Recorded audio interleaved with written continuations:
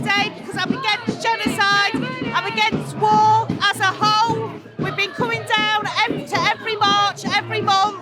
We've got really strong backing from our unions that are helping to pay for our coach as well, so big thank you to them. Who are actually going against the grain really by helping us do this. And down with Sunak, down with Starmer. Let's get a decent party in there that can actually speak up for the millions of people that have turned up today. I'm here to basically do the right thing, and I'm really disgusted with Starmer that he couldn't do the right thing. I've been a staunch Labour supporter, so it makes me sick when I see Keir Starmer, who's a human rights lawyer. I can't get over that. And he can't answer simple questions. He's stammering over his words. And, and he, as I said, he's a human rights lawyer. He's actually running away from the issue. And I can see he's backtracking now. He's trying to get his supporters back. But you know what, Starmer? I will never vote for you. You're complicit in genocide. And it's free Palestine till it's free.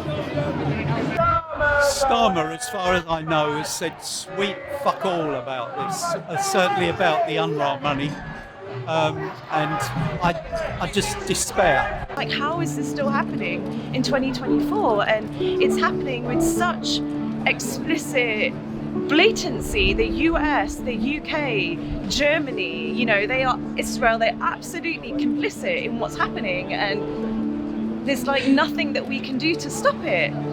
But coming out onto the streets every single weekend is what gives me strength, is what gives me power, because of the energy of all of these people who are on the right side of history and are here to say enough is enough. We do not support this genocide. Keir Starmer, Sunak, they are war criminals. They are complicit with the genocide in Gaza and many people across the world who are suffering. Shame on you, Keir Starmer. I think if we're getting tired so many months on, imagine how the people in Palestine are feeling after 75 years of occupation. So everyone's got to do what they can. I'm a mother of 5, and I've come out here just to show my support, and I feel sick every time I see a baby that's got a limb thrown off. 5 kids, I come out here because I need to be here to show my support. Anyone that says they're fatigued by the amount of atrocities around the world at the moment, they need to face the realisation that it might actually end up on their doorstep one day. But I've just received a Facebook post from a friend of mine who's he's down at the Rafah crossing. He's been moved 3 times by his family. They're living in a tent, and he's just posted that he's under severe bombing and he's saying goodbye, and he hopes that he apologises if he can't post to us again. And I just think all this energy of these people today and across the world, we must stop this carnage. We've got to stop this genocide, and we just have to carry on. And there are real people at the other end of this carnage. I cannot believe our politicians are going along with this. It is absolutely crazy. Find your humanity. Find your voice. We cannot let this continue. Already, the damage, we're going to see it for generations to come. We must stop this now. Countries, governments that claim they respect human rights values. Countries, governments that they claim they respect the rule of law. For 4 months, these countries, your country, have remained silent. Why won't they call for an immediate ceasefire? Why don't they call for an immediate ceasefire after tens of thousands killed, after tens of thousands wounded, after the creation of 19,000 orphans? Let that sink in. 19,000 orphans, the wholesale destruction of an entire territory, an entire health system destroyed, an entire education system wiped out, the use of starvation, the use of famine and disease as weapons of war. Why? Why governments are silent? Why are they complicit? But they will still, these governments will suspend the funding from UNRWA from the United Nations Refugee Agency. They will suspend the funding from the main distributor of humanitarian aid to 2.3 million people suffering hunger, thirst, homelessness, and disease in Gaza, and millions in the West Bank, in the refugee camps in the region. This is not mere complicity. This is an active participation in Israel's strategy of collective punishment and making Gaza, making Palestine unlivable. We reject that. Do you reject it? Do you? Now, Israel is officially on trial for genocide. The most heinous crime against humanity. It is the crime of all crimes.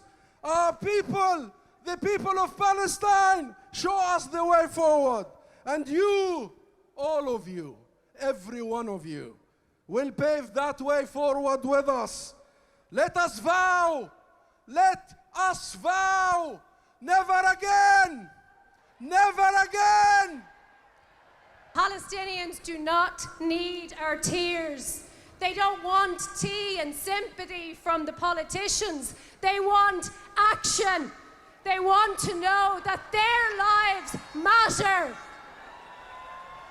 They want to know that the world stands with the oppressed and not the oppressor. Israel acts with impunity because Israel can act with impunity. Where are the sanctions? Where are the consequences for a state that does not recognize human rights?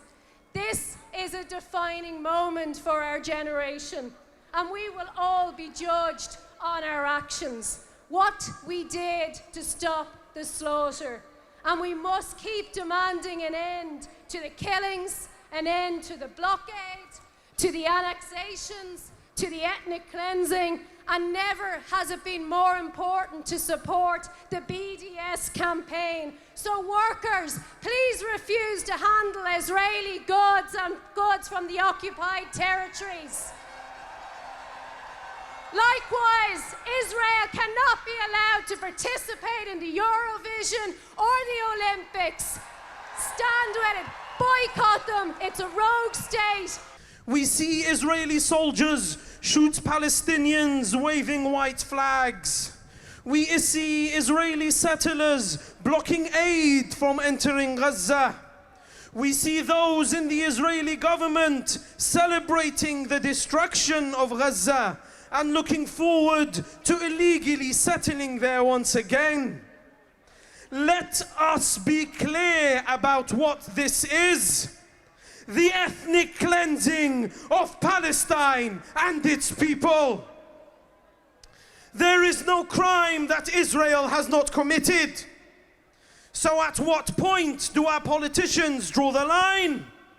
When do they grow a backbone and have a conscience? Let us be united and say to the warmongering MPs, we will never forget your aiding of the genocide at election time. Let us use democracy and make a difference. First, do not vote for anybody who did not support the ceasefire vote on the 16th of November. No ceasefire, no vote. No ceasefire, no ceasefire. Second, do not vote for anybody who is supporting for the defunding of Anwar. Third, do not vote for anybody who does not respect the ICJ ruling and refuse to call out Israel for committing genocide. As of this week, Israel had killed 4,327 Palestinian students, 231 teachers and administrators, 97 university professors, and the slaughter continues. Every single university has been bombed, many reduced to rubble. Israel has boasted with glee of the destruction of higher education facilities. It has deliberately targeted many of Gaza's leading intellectuals and educational leaders. People like Professor Sufyan Taher, the president of the Islamic University in Gaza, Professor Mohamad Sabir, a leading microbiologist, Professor Rafat Alaria, an incredible poet, writer, and English scholar. Just 3 of our brilliant colleagues whose lives have been cut short. The calculated destruction of Palestinian education is a crime against humanity. It is deliberately designed to destroy them as a people, their means to life, their intellectual culture, their history. 2 weeks ago, I made history in Kirklees and around the world when I resigned after my 5-year-old daughter said to me, "Dad, what are you doing about the videos you are watching about Gaza on TV?" I did not have an answer for my daughter. What could I tell a 5-year-old after she watched 3 seconds of what was going on in Gaza? And these people that are sat in Parliament and that sat in council chambers around Britain are staying silent because of their pay packets. Where is the humanity? A new independent movement has started. I want all of you to go back in your own areas, in your cities, in your local wards, in your constituencies, and support the independent people. Get these Labour MPs and councillors out at the next local and general elections. I come from Batley and Dewsbury, which is a new constituency. It has always been a Labour heartland. I'm sure Keir Starmer is peeking out of one of these windows. Keir Starmer, I've got a challenge for you and the establishment. I am standing as the parliamentary candidate for Batley and Dewsbury. Come, stand against me. Let's see who wins. Starmer, I'm here. Let's come to Batley and Dewsbury. The battleground awaits you. Thank you very much, London. My name is Leanne Mohamad, and today I stand in front of you as an independent, prospective parliamentary candidate for Ilford North. I'd like to begin by thanking you for your unwavering solidarity and commitment as you march again and again and again, reminding us Palestinians that we remain in your hearts and in your minds, and that we have not been forgotten. In the face of relentless efforts to stifle, to censor and to erase us, it is your steadfast support that guarantees that our voices will only grow louder, our collective strength will only amplify, and no force will ever be able to silence us. And we will not stop. We will not stop putting pressure on our government until it calls for a full, for a permanent, and for an immediate ceasefire now.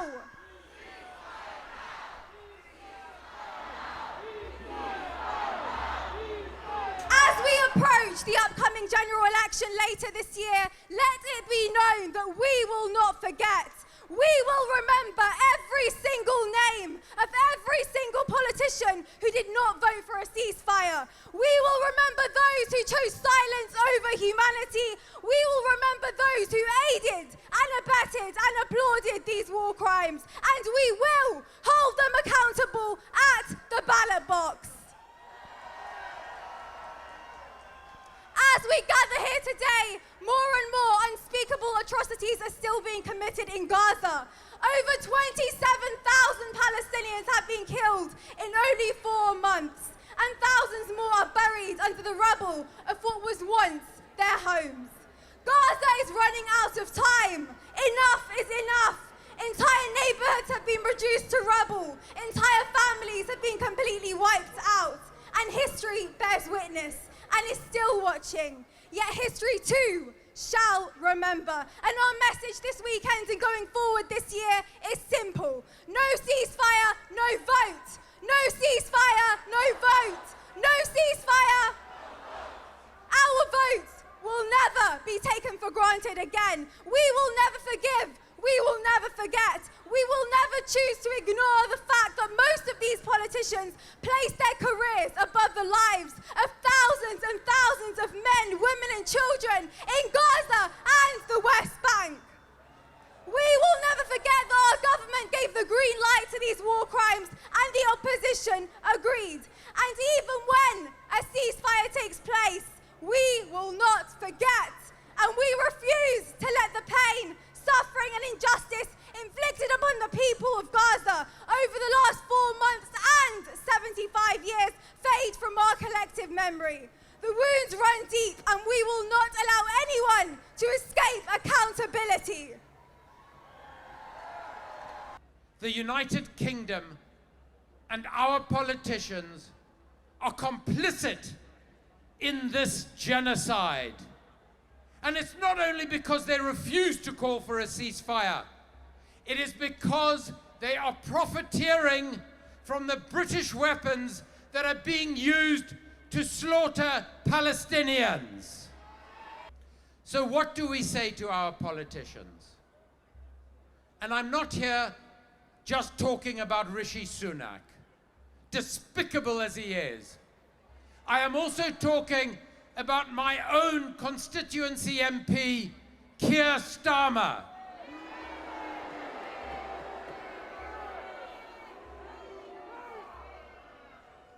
He claims to be a human rights lawyer,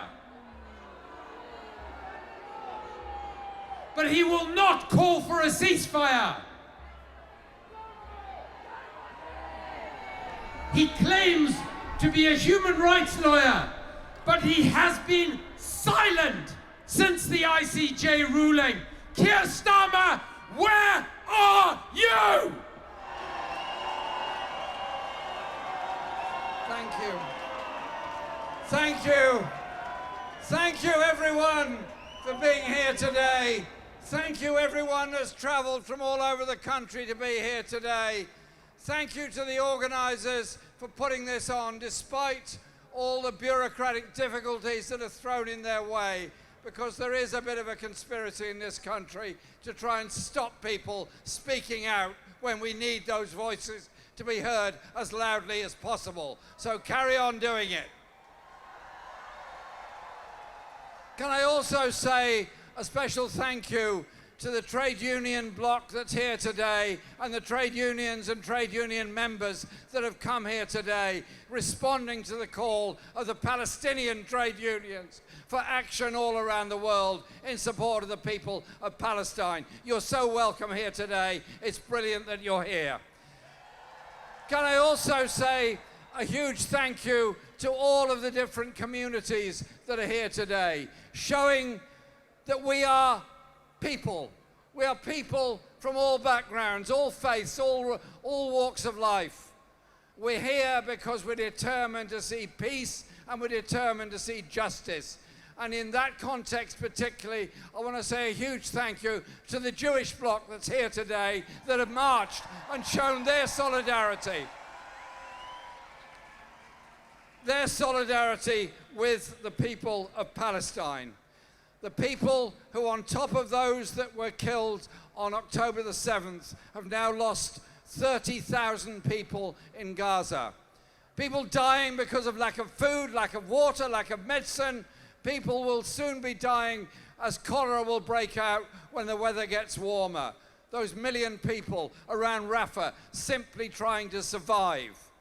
And when Israel continues the bombardment after the International Court of Justice ruling, there is something very, very seriously wrong in this world. I was there at The Hague to hear the presentation by South Africa, and I say a huge thank you to South Africa for taking the case.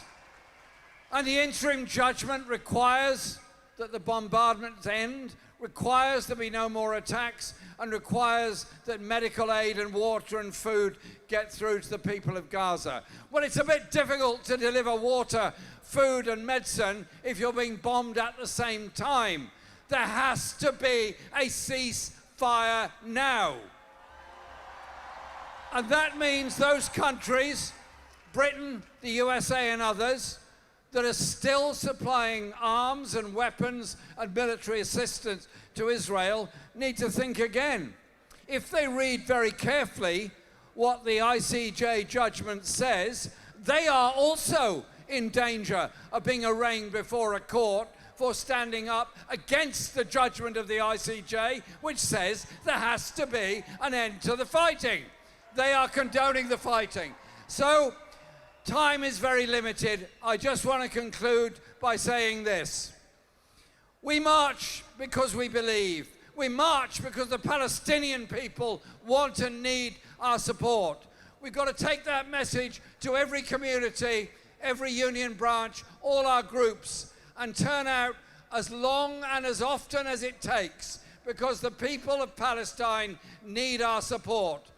If we don't get a ceasefire here, the war goes on in Iran, in Yemen, in Iraq, in Syria, in Jordan, in the Red Sea, in the Mediterranean. We are the voice for peace. Unlock the process for peace by stopping the fighting and bringing about a ceasefire now in Palestine. Thank you.